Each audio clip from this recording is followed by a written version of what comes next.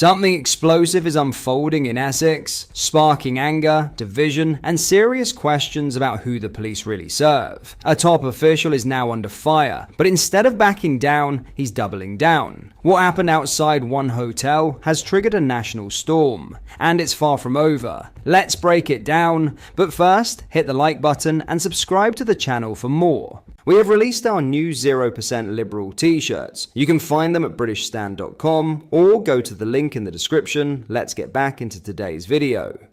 Tensions are escalating in Essex as the county's top police officer, Chief Constable Ben Julian Harrington, is refusing to step down or even apologise, amid growing public outrage over how the Epping Migrant Hotel protest was handled. The controversy centres around a large-scale protest that took place outside a hotel being used to house asylum seekers. The protests were triggered by the arrest of 38-year-old Ethiopian asylum seeker Hadush Gerbeslassie Kebatu, who was charged with sexually assaulting a 14-year-old girl just days after arriving in the UK. According to reports, the alleged incident happened near a fish and chip shop in the town centre, only 8 days after Kebatu was placed in the Epping Hotel. He has pleaded not guilty and is currently remanded in custody ahead of a trial scheduled for next month. In the aftermath of the alleged offence, locals took to the streets in protest, concerned not just about the safety of their children, but also about the government's controversial policy of placing asylum seekers in residential communities without consultation or consent. The protest, however, soon turned chaotic, with Essex police confirming 10 arrests were made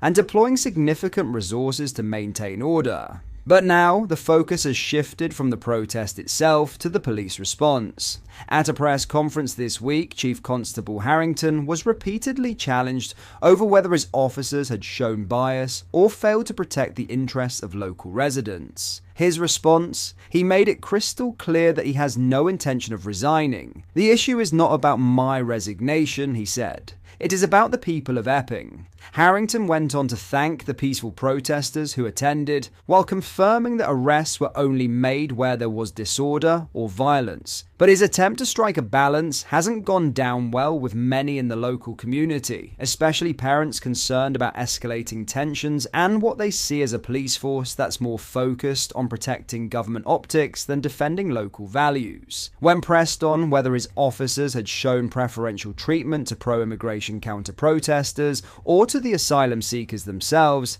Harrington flatly rejected the accusation. "No, I don't accept that. The only protection that officers have given is to lawful and law-abiding people, whether they're in that accommodation, or the people of Epping, or people with placards making legitimate points." In other words, the police are claiming neutrality, but many see it differently. Videos circulating online show heavy police presence around anti-immigration protesters, while left-wing demonstrators appear to face little resistance, despite provocative behaviour. The Chief Constable tried to reassure concerned families, stating, "We will have a robust policing operation. Essex is safe. You will have hundreds of officers on duty."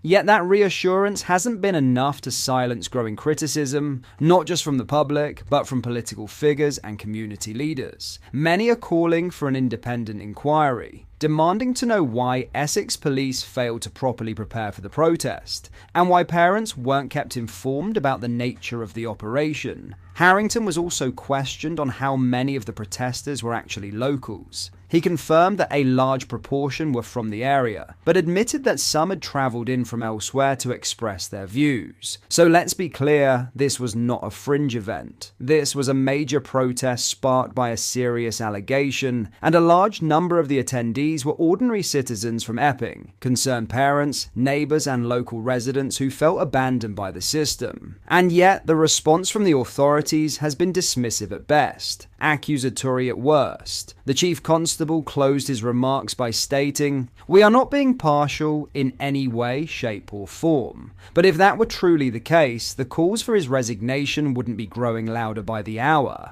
The real issue isn't just about one protest. It's about the growing sense across Britain that public concerns are being ignored, that policing is becoming politicised, and that anyone who questions immigration policy is instantly branded an extremist. For now, Ben Julian Harrington remains in his post. But whether he retains the confidence of the people he's meant to serve, that's a very different question. In other news, David Lammy has been accused of gaslighting and delivering word salads to the public after he appeared on TV on Tuesday to address the government's latest attempt to smash the gangs. Under the Labour government's plans, gang leaders, companies supplying small boats, fake passport dealers, and middlemen who facilitate payments will be named in public for the first time as part of new people smuggling sanctions.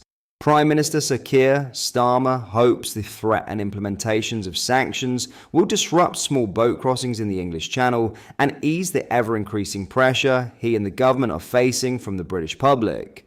As part of the plans, dozens of individuals and entities are tipped to be hit with asset freezes, travel bans, and restrictions. However, critics have claimed it will do little to deter those behind the people smuggling enterprises.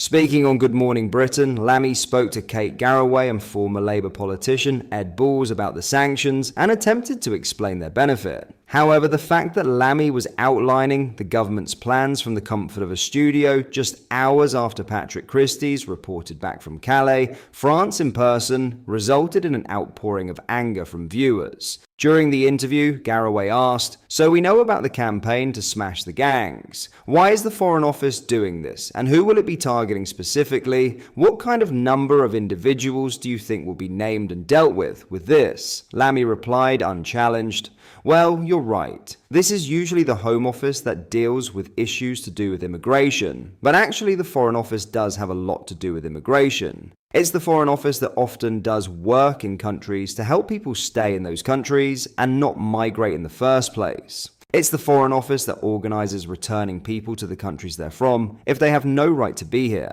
And the Foreign Office has a big sanctions regime that many of your viewers will have heard about over many years. We've used it very well to bear down on Putin and the Russian Shadow Fleet in the last few years, and to encourage Europe to follow us and do more in tandem with us. When I went to the National Crime Agency and they showed me the rubber dinghies, they showed me where the engines came from, they showed me the network of smugglers and criminals, the mafia engaged in the smuggling of people, sometimes even in the smuggling of guns and drugs. I decided we needed to look at how we use our sanctions regime to bear down on these individuals, to issue travel bans, to freeze their accounts if they have them in this country, and to encourage European partners and G7 partners to do the same.